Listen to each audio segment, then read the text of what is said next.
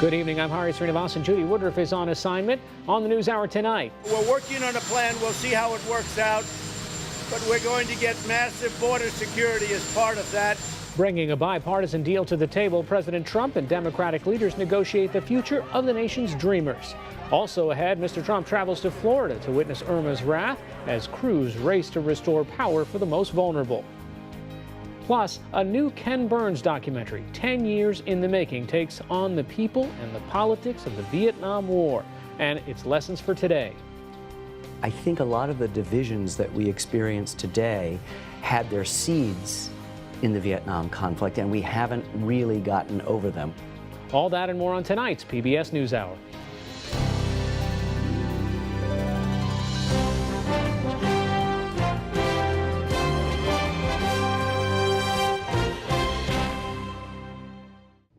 There's not a full-scale deal yet, but it looks like one is in the works. The president talked with top Democrats last night on replacing DACA, the Obama initiative that's shielded youthful migrants from deportation.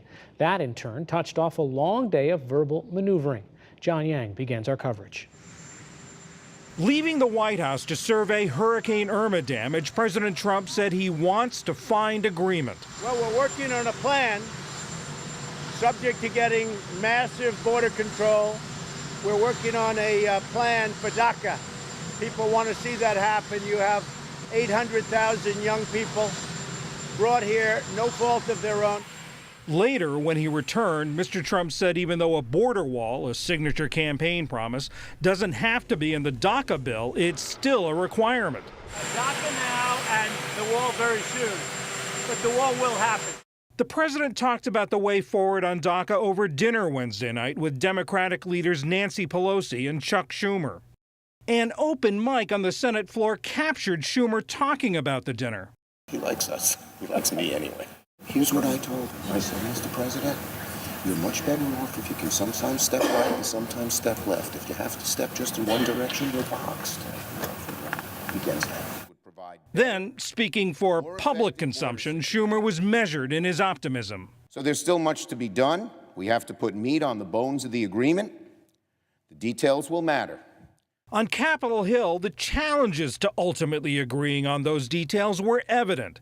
Democrats focused on Mr. Trump's commitment to DACA. But it was a very, very positive step for the president to commit to DACA protections without insisting on the inclusion of or even a debate about the border wall. Republicans focused on stemming the tide of undocumented immigrants. If we don't fix the problems we have with border security and enforcement, and we would only fix DACA, we're going to have another DACA problem a decade from now. Reaching a final deal is also complicated by divisions among Republican lawmakers, especially in the House. After initial reports, Representative Steve King of Iowa, an immigration hardliner, tweeted, "Trump base is blown up, destroyed, irreparable, and disillusioned beyond repair. No promise is credible." But Representative Pete King of New York told the Conservative Freedom Caucus, "Trump base is the American people, not a small faction of obstructionists." Criticism from conservative commentators was brutal. Breitbart News, run by former Trump advisor Steve Bannon, accused the president of caving. And Ann Coulter tweeted, "If we're not getting a wall, I'd prefer President Pence." Administration officials say the president's recent alliances with Democrats are strictly pragmatic, an approach even some staunch opponents of illegal immigration understand. Does he have much of a choice if he can't get things done with the Republican Party? Then he has no choice but then to sit down and talk with the Democrats. We talk about infrastructure. We talk about Democrats seem eager to respond. There are plenty of areas to find common ground. This is one of them. And maybe on some other issues, we won't find common ground. The contentious issue of immigration will be a big test of how much common ground is enough. To talk more about how all this is playing on Capitol Hill, we're joined by Yamiche Alcindor of the New York Times. Yamiche, it's welcome. Always good to see you and talk to you. The president, flying back on Air Force One from Florida, said, if the Republicans are unable to stick together, then I'm going to have to get a little help from Democrats. You've been talking to Republicans all day long. How do they respond to that? What does that make them feel? Well, that common ground has really left Republicans on the Hill both confused and on the defense today. Republicans that I talked to said that they still support the president and want to see something that has to do with border security. But even a Representative Dave Bratt from the House Freedom Caucus told me that he still is interested in having a wall built. So really the idea that Democrats who don't control the White House, who don't control either house of Congress, might actually be the people who are crafting this legislation really has a lot of Republicans on the Hill frustrated. In interview after interview, people were telling me that they really don't understand why the president is in some ways going this direction. But I should say that the leader McConnell might actually want this to happen, because if President Trump owns the issue of immigration, if he is the one that then becomes the point person on this issue, he will own it if anything fails. And of course, the last two presidents, both President Bush and President Obama, tried to pass immigration legislation and both failed. Yeah, I wanted to ask you about the leaders. I mean, Speaker Ryan said he didn't know about this or wasn't briefed on it until after the president left for Florida. Leader McConnell's statement rather snippily said, "I'm looking forward to seeing the legislative proposal." How are they responding to this? Well, they're understandably frustrated. Both of them are somewhat caught off guard. This does not look good that Democrats are going to the White House and over Chinese food and over chocolate pie are talking to the president and making deals without Republicans in the room. But Paul Ryan said today at his press conference, and his aides are telling the New York Times, that while the Republican leaders might be upset or even frustrated with what's going on, they are going to support the president, and their members are going to have to support the president. And whatever Republicans end up putting on the floor and whatever legislation is presented will have to be legislation that is supported by the president. And I should say that when I talk to aides for both of those leaders, they are telling me on background essentially that the Republican leaders are okay again with the president playing point if he ends up owning this, because if it fails, then it's his problem. So in some ways, it's a double-edged sword. Republicans don't want to look as if they're not part of this deal, as if they're not at the table when all these decisions are being made. But they also now understand that they are protecting themselves if for some reason this falls through. We have less than a minute left. Are there any Democrats who have reservations about this? Yes, so the members of the Congressional Black Caucus and the Congressional Hispanic Caucus and the Asian Pacific American Caucus all met today. And the members of the Congressional Hispanic Caucus have a lot of reservations because they're fearful that they're going to have to vote for something that might enhance border security measures and as a result, hurt the parents of Dreamers. I talked to the chairwoman of the caucus, the Congressional Hispanic Caucus today, and she told me that she would be okay with having two separate bills, one that deals specifically with the DREAM Act and another one that deals with border security. And I'm told by aides that would be the case because they would want their members to be able to vote for the DREAM Act while also not being able to vote for the border security measure. Yamiche Alcindor of the New York Times, thanks so much. In the day's other news, power crews across Florida worked all out for another day, trying to turn the lights back on. By this evening, just under 5 million people were still in the dark. Meanwhile, the confirmed death toll for Hurricane Irma rose to 70, and President Trump made a day trip to see storm damage up close. We'll have a full report after the news summary. The president is also defending again his views on the violence at a white supremacist rally in Charlottesville, Virginia. He drew fire last month for saying opposing protesters shared the blame. Today he said that since then, quote, a lot of people have actually written, gee, Trump might have a point. I said, you got some very bad people on the other side also, which is true. In Iraq, Islamic State attackers killed at least 60 people and wounded 80 today. Gunmen and suicide bombers struck near the city of Nasiriyah, attacking a police checkpoint and a restaurant. Burned out cars and debris littered the area after the assault. The Sunni militants said they targeted Shiite pilgrims. The Trump administration has again extended sanctions relief for Iran temporarily under the 2015 nuclear deal. Today's announcement came as President Trump said Tehran continues to violate the spirit of the deal. In London, Secretary of State Rex Tillerson explained it's about more than nuclear activities. He pointed to Syria and other issues. Their actions to prop up the Assad regime, to engage in malicious activities in the region, including cyber activity, aggressively developing ballistic missiles, and all of this is in defiance of UN Security Council Resolution 2231, thereby threatening, not ensuring, but threatening the security of those in the region as well as the United States itself. The administration is still reviewing whether to withdraw from the nuclear deal completely. Russia has begun large-scale military exercises, putting its European neighbors on edge. Russian state television showed tanks and missile launchers on maneuvers in Belarus today. It said 12,000 Russian troops plus 7,000 Belarusians are taking part. NATO said the number of Russians could actually be as high as 100,000. Moscow insisted the war games are purely defensive.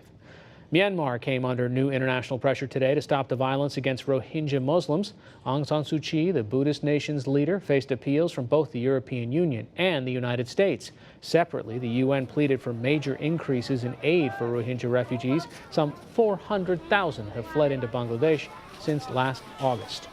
Back in this country, Motel 6 says it did not know that employees at 2 locations around Phoenix, Arizona were sharing guest lists with immigration officers. Agents arrested at least 20 people at the motels between February and August. The sharing of guest information was not illegal, but Motel 6 says it has ordered the practice stopped.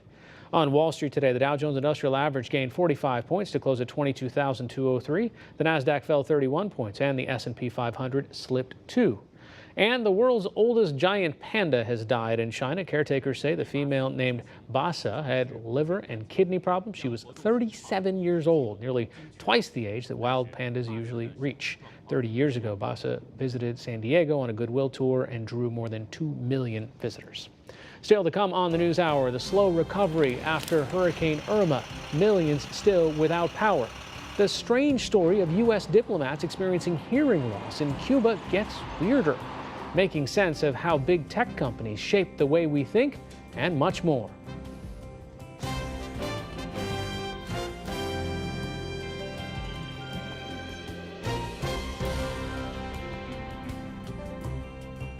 The hurricane headlines out of Florida tonight, new efforts to safeguard some of the state's most vulnerable, and a presidential visit. William Brangham begins with this report. With new urgency, emergency workers moved more elderly residents out of facilities that lost power and air conditioning in the hurricane. The State Health Care Association estimated at least 60 nursing homes still lacked electricity. The state's main utility company said it's doing everything it can. Getting hospitals and other critical facilities online is essential to getting a community back on its feet following a disaster like this one. All of this after 8 patients died Wednesday at a sweltering rehabilitation center in Hollywood, Florida, on the Atlantic coast. City officials said a criminal investigation is still underway, and police executed a search warrant, but there have been no arrests. We're looking into the temperature inside of the facility, the staffing inside the facility, and all of the conditions inside the facility in the hours leading up to this situation. President Trump visited the state's southwestern coast, where Hurricane Irma first came ashore last weekend. He got a first-hand look at recovery efforts in Fort Myers and Naples. The job that everybody has done in terms of first responder and everybody has been incredible. And by the way, that includes the people that live here, because you see the people immediately getting back to work to fix up their homes. Mr. Trump also spoke of his well-known fondness for Florida. He has an estate in Palm Beach. We are there for you 100%. I'll be back here numerous times. I mean, this is a state that I know very well, as you understand, and these are special, special people, and we love them. The president was joined by First Lady Melania Trump and Vice President Mike Pence. Together, they helped hand out food and water to storm victims in a mobile home park. To the south, parts of the Florida Keys remained inaccessible, but more reports emerged of extensive property damage. We were in a big house on the ocean, which we thought was going to be safe because it was 3 stories, and the house basically caved in. I mean, we barely made it. Meanwhile, the U.S. Virgin Islands are also in desperate need after being blasted by Irma when the storm was at full strength. People on St. John and St. Thomas have been living off military food rations distributed by U.S. Marines and the National Guard. It's not enough, but it's better than nothing at all. You know, it's something that you can eat for the day. You know, it keeps you sustained for the day if you don't have much of the stores aren't still open. A Royal Caribbean cruise ship brought more than 500 evacuees into Puerto Rico today. It's loading up with supplies to take to French St. Martin tonight. For the PBS NewsHour, I'm William Brangham. As we heard, the Florida Keys are still reeling from a devastating hit. They're largely inaccessible and conditions remain very difficult. To get a sense of what communities are dealing with, I spoke by phone this afternoon with the Vice Mayor of Marathon, Florida, Michelle Coldiron, and asked her how her city was doing. We received a lot of damage. We currently do not have our electric on. We do not have water services. We do not have cell services. We don't have internet connection. So it's pretty sketchy right now. However, we do have a very collaborative, structured team on the ground. They're working in collaboration with Monroe County. We have a well-trained recovery effort in progress as we speak. What are your greatest needs right now? Right now, our greatest needs are food, fuel, and water. Our Marathon Airport has been cleared so that official planes can arrive. They are coming in. We have C-130s that are arriving with the needs our city is requiring to rebuild. We have the Florida Department of Transportation is working tirelessly. The electric company's working, the first responders. So we really are doing our best to get our city back open again. Are residents being allowed back in? No, sir, they are not yet. It is still too unsafe for them to come back in. Currently, we have, as you know, the Florida Keys. We have one road in and one road out. We had to do a cut and clear to get all of US 1 highway open. Then the Florida Department of Transportation had to check the integrity of all of those bridges. They're all cleared and are passable. Now our crews on the ground, our city staff, Marathon city staff and the utility department are going street by street to do the search and rescue and to continue with the cut and clears. So until that's finished and until we get our electric and until we get our water running, i.e. toilets to flush, it will not be safe for our residents to return. We've heard some are angry trying to get back in. What would you tell people who are probably anxious, homeowners, business owners? And I understand that anxiety level as I too am off-site. And it is very frustrating and it's heart-wrenching. However, we need to let the 2,000 volunteers that are professional volunteers, the linesmen, the first responders, we need them there so that they can get our city safe to open up again. Our hospital is not open right now. So if all of our residents came back in and somebody got hurt, there would be no way for them to get medical services. Even though we have set up a walk-in clinic behind Marathon City Hall, it is still too soon. It's 4 days. We need to put it in perspective. We're 4 days out of a catastrophe, and we are doing a remarkable job. The folks that decided to ride out the storm, when you say there's no food, fuel, or power, what's the condition of people in the shelters on the ground? They're doing all right. We have had some food delivery. FEMA is on the ground now. Red Cross is on the ground now. We have a shelter set up, and we're doing distribution of food and water at the Marathon High School is one of the stations. We do have a base camp set up in Marathon, so there is some food, fuel, and water. It's just that is what is in high demand for all of the professional staff and folks that are there working on the ground. Michelle Coldiron, thanks for joining us. Thank you so much. Appreciate the call. As we heard, there are still millions of people without power in Florida and Georgia, close to 6 million as of this evening. The pace of restoring power has undoubtedly been picking up speed, but it's a difficult situation given the magnitude of the outages. To help us understand the scope of the challenge, we're joined by Scott Aronson of the Edison Electric Institute, which represents investor-owned utilities. I have covered a few hurricanes, have never seen a rollout this big with this many different agencies, this many volunteers. How's it going? That's exactly right. It is a huge rollout. It was a historic storm, as you're seeing from all of the footage. It is historic impact, and it's requiring a historic response. So I want to update the number. You said close to 6 million outages. We're actually right now, as of just about an hour ago, 2.1 million outages still in Florida. Now, are those customers or people? So those are customers. Okay. And so a little bit more on the people side, but to say the least, we started with 7.8 million outages just 3 days ago. We're at 2.1 million now, so you see the pace of progress is really picking up. You know, I often realize that the last 5%, 10% are the hardest ones to get to. So are there dates, are there goals that you have on when everybody in this region is going to have their power back on? So the estimated times of restoration, yes. In the less hard-hit areas, we're looking for most people by the end of this weekend at the latest. By the really hard-hit areas, you're talking about places that had flooding, catastrophic flooding, places that had tornadoes, maybe toward the end of next week. But again, 60,000 workers from all over North America are descending on the affected area to respond to this historic storm. Give us an idea of the complexity here. I mean, we saw in some of those pictures that it's not just about getting the person there. I mean, that there's sort of a tangled web of things that have to happen in order for the light to come back on. That's exactly right. It's an interconnected system. There's a lot of things that have to happen, sort of gating items, if you will. First, we have to make sure the generation is on, up and running. Fortunately, with this storm, that was not an issue. But then we go for the biggest swath that we can possibly get, and that's going to be the transmission system, the interstate highway system of the electric grid, if you will. And then from there, you get into the neighborhoods, and that's where sort of the onesies, twosies that are going to take a little bit more time to get to. But because of the way that companies practice this, and because of just the absolutely monumental effort from all across North America to come support the companies in Florida and Georgia, by the way, we're seeing that pace quicken.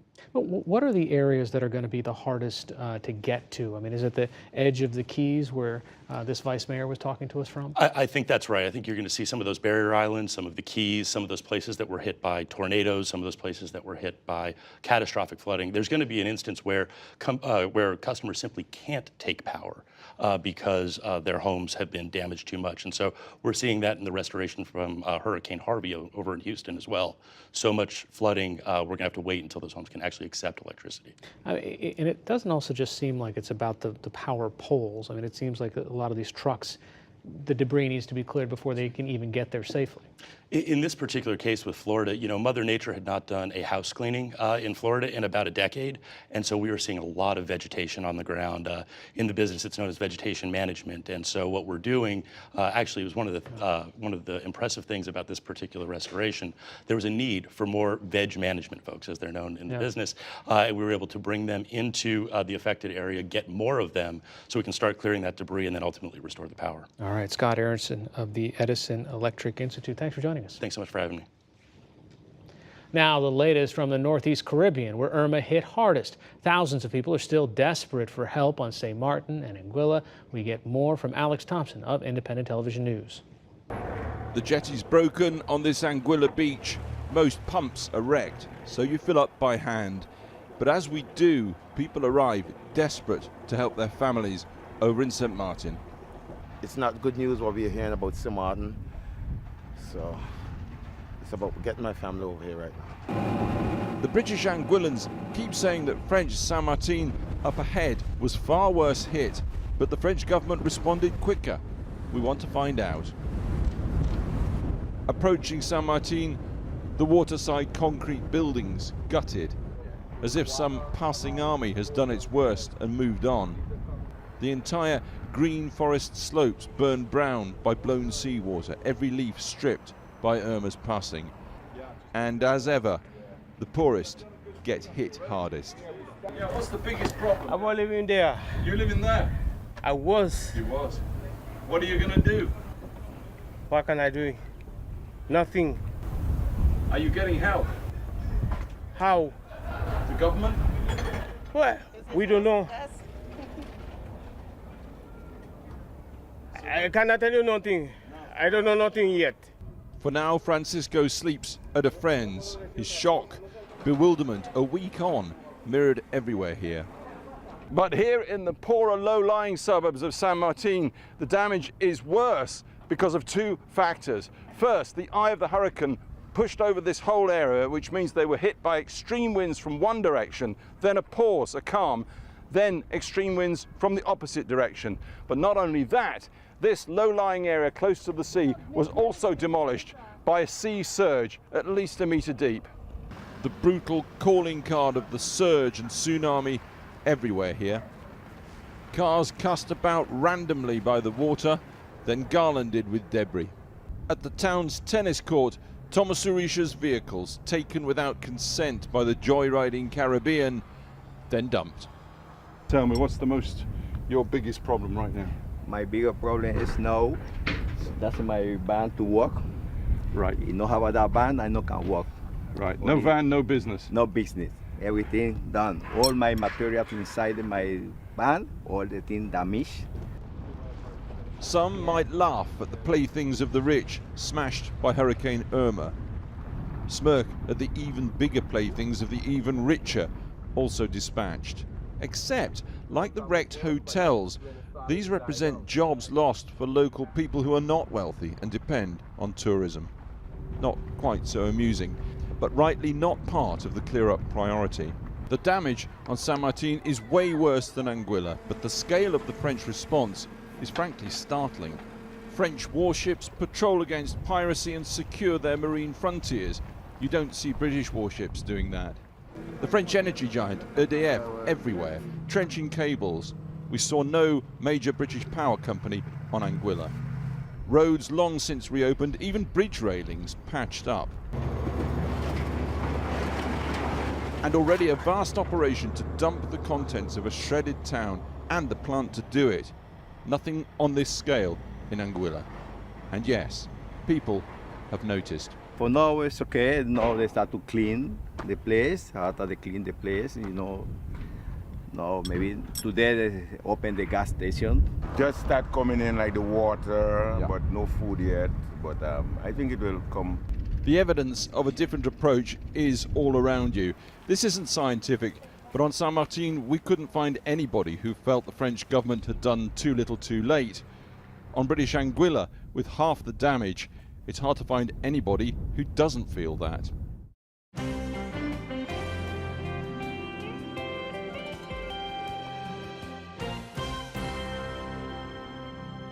Headaches, nausea, ringing in the ears, even brain swelling, all symptoms of unexplained illnesses that have afflicted more than 20 American diplomats in Cuba since late 2016.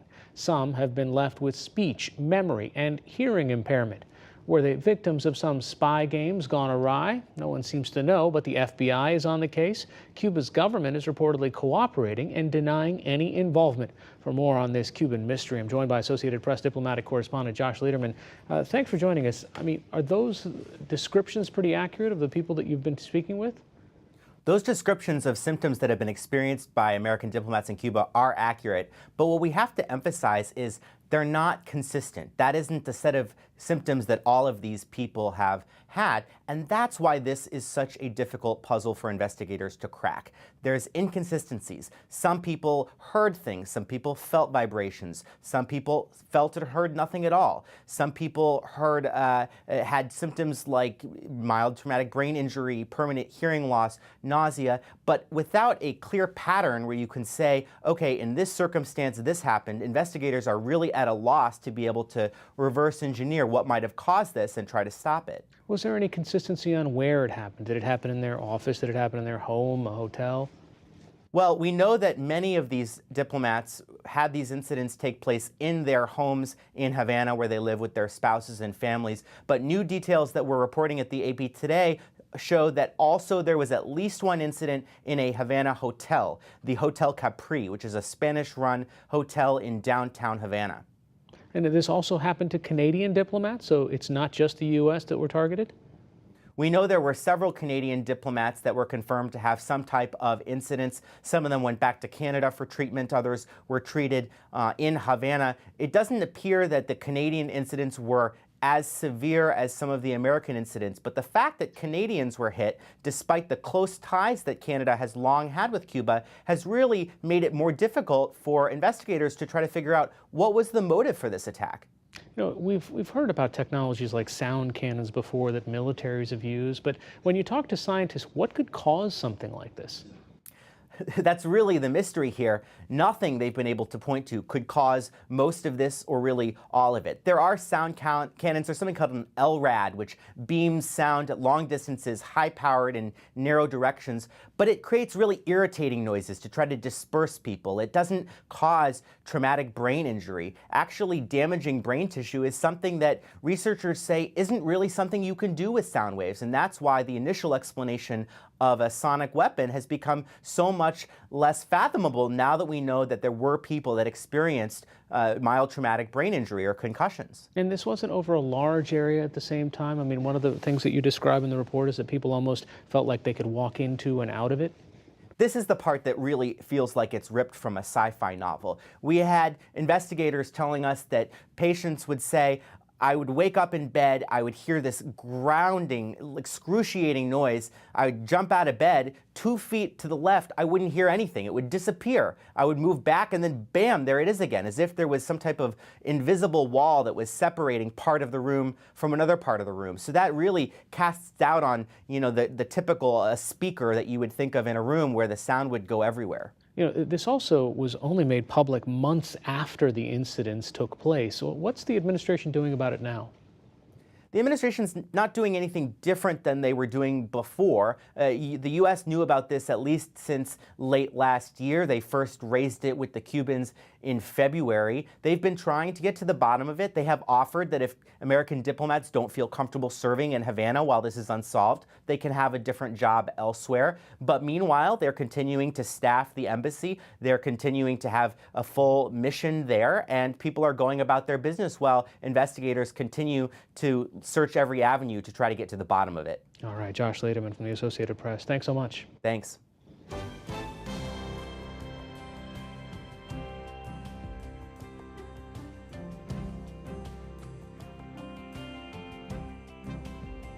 Stay with us. Coming up on the NewsHour, 10 years in the making. Ken Burns' new documentary series, The Vietnam War. And Fresh Air host Terry Gross explains why she prefers to work on the radio and not television side of things. But first, tech giants are increasingly under scrutiny from politicians, regulators, and experts on the left and the right. Some are concerned about their growing power, even calling them monopolies. And the tension keeps building, whether over privacy, politics, or the displacement of workers by automation. Yet their role in contemporary life certainly isn't shrinking. We too at the NewsHour have worked and collaborated with Facebook, Google, and many other new media businesses. A new book zeroes in on some of these criticisms. Economics correspondent Paul Solman has a conversation for his weekly series, Making Sense. So what's the problem? Google, Facebook, Amazon, Apple are among the most powerful monopolies in the history of humanity. Journalist Franklin Foer, former editor of the New Republic magazine, author of the new book World Without Mind, The Existential Threat of Big Tech. The problem is that they have tremendous ability to shape the way that we think, the way that we filter the world, the way that we absorb culture. If they were just companies, maybe we shouldn't be so concerned about them, but they play an incredibly vital role in the health of our democracy. The most powerful gatekeepers ever, Foer calls them. The first, second, fourth, and fifth most valuable companies on the U.S. stock market. Microsoft is third. Add them together, and they account for some 10% of the stock price of the S&P 500. And it's not just the size of these companies that we should be worried about. Their ambitions are to essentially control the entirety of human existence. And I know that sounds outrageous, but it's true. They're trying to stay with us from the moment that we wake up in the morning until the moment that we go to bed at night. They want to become our personal assistants. They want to become the vehicles to deliver us news, entertainment, to track our health. They want to obey our every beck and call through Amazon Alexa and Google Home. And Siri. And Siri. But corporate titans have always wanted to control everything. John D. Rockefeller, oil, but the trains that bring you the oil. And yeah. Well, you're right. I mean, we've always had ambitious corporations, but we've never had everything stores and everything companies in quite this sort of way. And I think the crucial difference is that John D. Rockefeller never really set out to control the way that you think or to shape the way that you think. Worse still, Ford claims, we don't realize what's happening to us as a result. 50 years ago, the way that we consumed food was revolutionized. We began eating processed foods, and it seemed amazing. German, Chinese, Italian.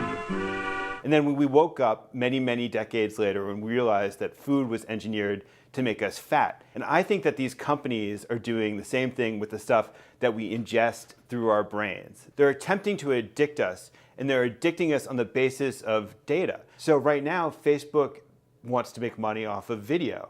And so even though I prefer words to video, it's giving me video constantly when I look at my Facebook feed. And even though I'm somebody who likes to read conservatives, likes to read people on the far left, it's essentially only giving me screeds against Donald Trump because that's what, based on my data, it thinks that I want. And the problem. So it's actually even funneling you. I mean, it's narrowing your vision in some sense. It's funneling my vision. It's leading me to a view of the world. And it may not be Facebook's view of the world, but it's the view of the world that will make Facebook the most money. You use the word pander several times in the book. Pander to our taste. But what could be better, says economics, than that we get exactly what we want? That's consumer preference. That's the whole point. Well, that's fine when it comes to picking out socks and diapers, but it's different when it comes to the information that we use to understand and process democracy. We exist right now in two separate political tribes, and those tribes are delivered information that confirms their biases and that does pander to their instincts. It tells them what they want to hear. Well, wait a second. I've got the New York Times here. You know, I subscribe. The New York Times is a gatekeeper kind of pandering to my interests, isn't it? Well, the New York Times and PBS are gatekeepers of a sort, and they perform that role of gatekeeping with a set of rules and aspirations about where they want to lead their viewers and their readers. They value objective facts, and they attempt to transmit a comprehensive view of the world. And they do have values, and they do lead their viewers and their readers to certain conclusions. But it's different than these companies, which are dissecting information into these bits and pieces, which they're then transmitting to people. And it's about clicks. A vivid example, Cecil the lion. So Cecil the lion was killed by a hunter from Minnesota who posted a picture on the internet. And this picture went viral. It generated 3.2 million articles, according to the New York Times. Articles, this is not hits. Articles. And so every publication saw that this was a topic that was trending on Facebook, and they tried to glom onto it. And so everybody wanted their piece of this traffic rush. And so even publications that we couldn't respect more, like the New Yorker or the Atlantic, ended up writing pieces about Cecil the lion. And the reason that this is important is it shows the way in which something that's kind of relatively trivial can go viral. And it also shows the way in which we have a certain amount of conformism in our culture. And my argument is that Donald Trump started off as a curiosity and a joke. But the media glommed on to Donald Trump and covered him, perhaps even when he didn't deserve coverage, because he brought clicks. In your book, you say this all began with hippies, basically. A hippie, Stuart Brand, the Whole Earth catalog. Yeah. So one of the fantastic things about Silicon Valley is that it's both the birthplace of technology and it was one of the birthplaces of the counterculture. The internet and the personal computer were going to be like the communes, where we would all be networked together and we would be able to achieve this state of global consciousness. And it was utterly benign. It was a benign vision, right? It was a beautiful vision. And so the idea of this network in one context could be this hippie dream, but in another context could be the basis for the biggest monopolies in human history. And that's what we've got? That's what we've got. Shortly after we talked, Four's fears appeared to be supported.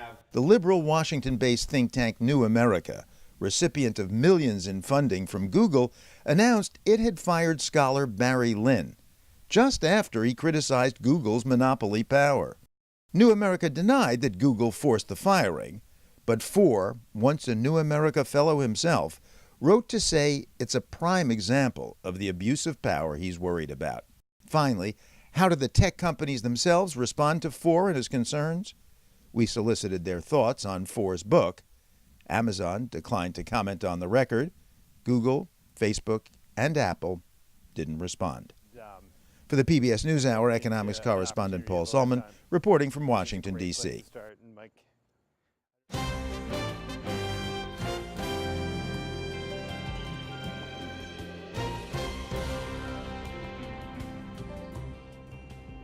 This Sunday night, PBS will air the first of 10 episodes of the new Ken Burns and Lynn Novick documentary, The Vietnam War. It's been 10 years in the making, and Judy Woodruff met with the co-directors at the Vietnam Memorial recently to talk about why this topic and its resonance now. Thinking about every single name here as a story. That's the tall order of the latest Ken Burns and Lynn Novick documentary, Vietnam. Let me just tell a few of them. We are now shooting some incredible rice paddies. The team called hundreds of hours of footage into 18. It's a flashpoint in history that's been examined countless times, but they say it's still not fully understood. There's one way to think about it is there's really only one name on the wall here, which is your name, your story, your brother, your uncle, your father. That's the important thing. Vincent Okamoto is the most highly decorated surviving Japanese-American veteran of the Vietnam War. The real heroes are the men that died. 19, 20-year-old high school dropouts. They didn't have escape routes that the elite and the wealthy and the privileged had. And that was unfair. They were going to be rewarded for their service in Vietnam. And yet, their infinite patience, their loyalty to each other, their courage under fire was just phenomenal. And you would ask yourself, how does America produce young men like this? From director Ken Burns. After tackling the Civil War and World War II, Novick and Burns vowed, We're not going to do any more wars. but as they realized hundreds of Vietnam War veterans were dying each day, they decided to take on what they call the most important event in the second half of the 20th century for Americans. There's an interesting thing, having done these three wars, that the Civil War and the Second World War are really encrusted with the barnacles of sentimentality. And that's not a problem with Vietnam. And so in a way, we get it raw. Nobody's going to sentimentalize Vietnam.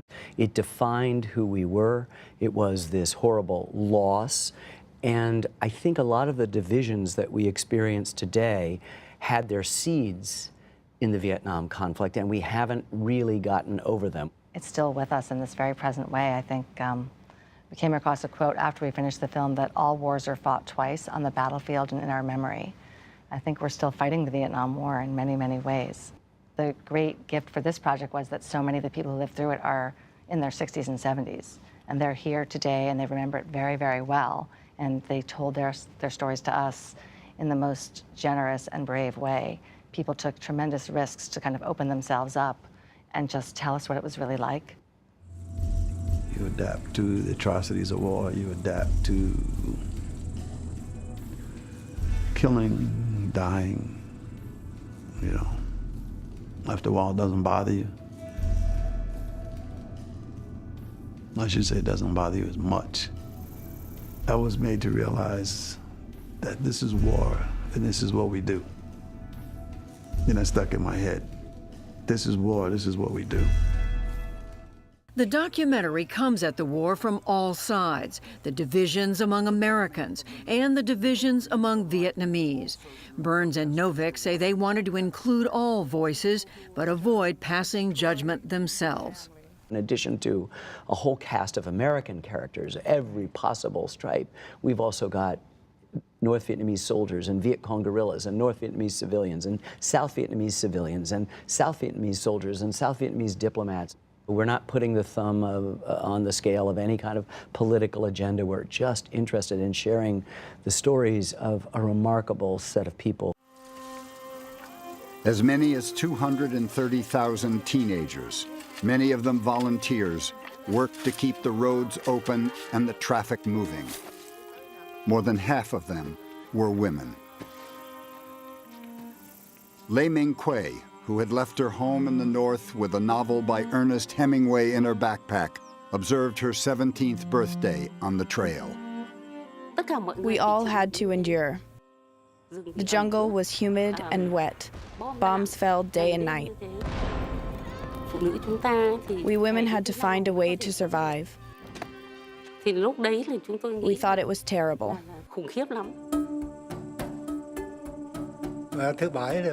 My brother, the seventh child in our family, joined the local resistance. The Americans came through on a sweep and killed him. Another brother was ambushed while he slept, shot through the heart.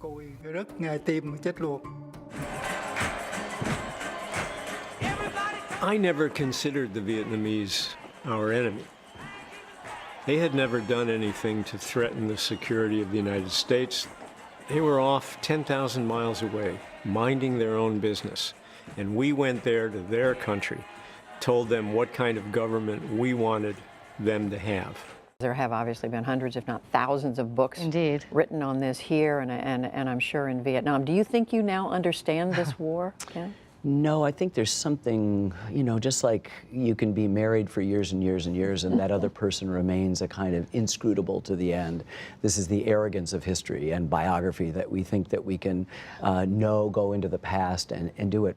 Every day was a daily humiliation of what we didn't know. We always had not just scholars, but veterans present, and their BS meters are so fine, and they would go, you know what, I'm not so sure about that. And they'd say, in my experience, it was like this. The documentary team shot about 40 times the footage they eventually used and spoke with more than 1,000 witnesses in the U.S. and Vietnam. 1/3 of them Vietnamese or Vietnamese American. Research took them to almost 20 countries. Facts were checked and rechecked. In addition to sorting through 5,000 hours of historical footage and photos, one took a year to locate. They wove 120 pieces of music from the period in with original music, led by composers Trent Reznor and Atticus Ross, who did the soundtrack for hit movies like The Social Network and The Girl with the Dragon Tattoo, as well as from Yo-Yo Ma and the Silk Road Ensemble. The filmmakers say they hope that by airing this documentary, what happened will become clearer, even if the why continues to provoke debate. The documentary comes out at a moment in American history when we're thinking a lot about America's role in the world and how important Americans are in America compared to the rest of the world, and judgments are being made. So there's a timeliness here, isn't there? Yeah, people ask us how, what does it feel like to have the film coming out in this moment? And it's just the sense that we live in this extraordinarily polarized and divisive moment. And we don't seem to be able to talk. We don't seem to be able to listen. We don't seem to be able to agree about basic facts. And so much of that really started escalating during the Vietnam War. The resonances of where we are in the world and who we are in the world, especially we've been in several wars that are not unlike the Vietnam War for the last 15 years. And inevitably, there are the questions of lessons from this war. So many lessons that may or may not have been learned. What do you think they are? Well, they're legion, but the one that we could agree on is that we're not going to blame the warriors anymore.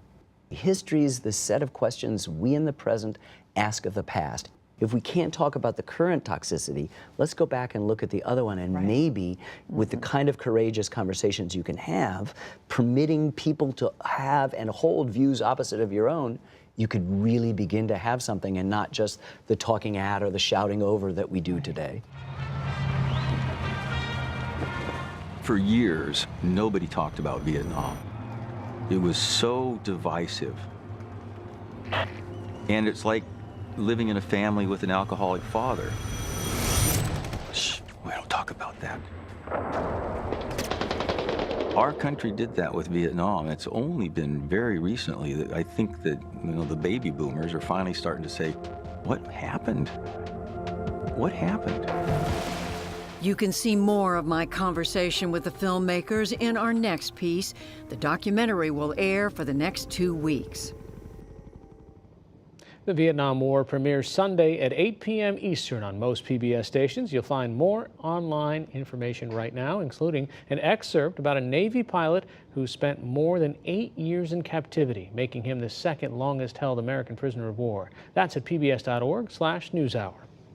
Now to another in our brief but spectacular series where we ask people to describe their passions. Tonight we hear from veteran public radio host Terry Gross. She's celebrating her 30th season of Fresh Air this year, which is produced by WHYY in Philadelphia and distributed by NPR. The only woman I ever heard on the radio when I was growing up was Allison Steele the Nightbird, who was an FM disc jockey in New York on WNEW, the progressive rock station, and she had this kind of late night, like sexy voice. And I never listened to that and thought like, yeah, someday that's gonna be me.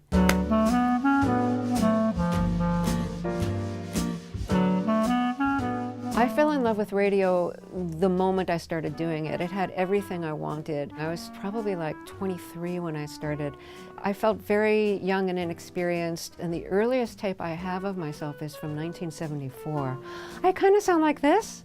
I find it both like surprising and in a way deeply upsetting when I listen to old tapes, because I think like, they let me on the air, how did that happen? And the answer is because it was mostly an all-volunteer operation. When I'm preparing for an interview, I do as much research as I can in the limited time that I have. I like the questions to have a narrative arc, so at the end of the interview you feel like, I've heard the story of somebody's life, or the story of their work and how they came about doing it. It's pretty nonstop, but you know, on the weekends I try to take time out, in addition to doing the food shopping and stuff like that, to go to the movies or to a concert. And of course, what I'm thinking is, who might I want to interview from this movie? But that's a good thing because it makes the movie even more interesting to think about the possibility of talking to somebody about it. One of the many reasons why I'm on radio and not TV is that when I'm listening, my face goes just slack, like this. When I was a kid and I'd walk around lost in thought, and I was usually lost in one thought or another, strangers would come up to me and say, "Oh dear, what's wrong? Are you lost?" And I'd go, "Damn, no, I'm thinking." Like, what's your problem? My kind of interview, the kind I do, is about the person I'm talking to.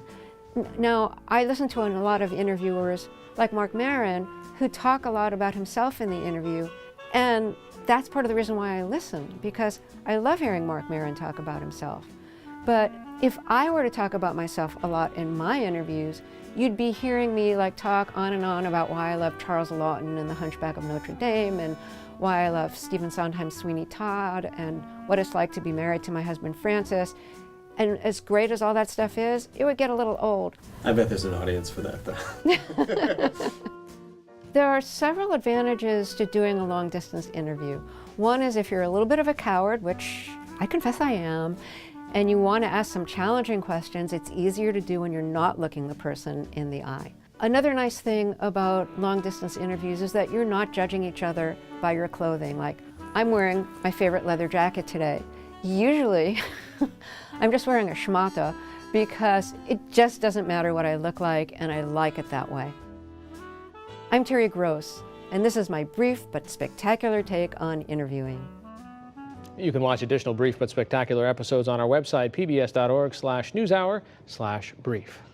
A news update before we go. There's word that North Korea has launched yet another missile. The South Korean Defense Ministry said it came from Pyongyang and flew towards the east. Japan's government says the ballistic missile flew over their country and crashed into the Pacific Ocean. They warned their residents to take shelter. It is the second North Korean missile launched over Japan in recent weeks. On the NewsHour online right now, a song that ruthlessly satirizes the sexism of Bollywood has racked up more than 3.5 million views on YouTube in just the last few days. You can watch it with our English captions on our website, pbs.org/newshour. And that's the NewsHour for tonight. On Friday, Judy Woodruff sits down with Hillary Clinton to discuss her new book. I'm Hari Srinivasan. Join us online and again here tomorrow evening with Mark Shields and David Brooks. For all of us at the PBS NewsHour, thank you. See you soon. So you don't think the Senate Majority Leader McConnell will have to resort to the so-called nuclear option? Last year, you seemed to be reluctant to get involved or to intervene in Syria directly. Is that one thing that's changed after yesterday? But you're saying this really does have a major impact on the species that live here.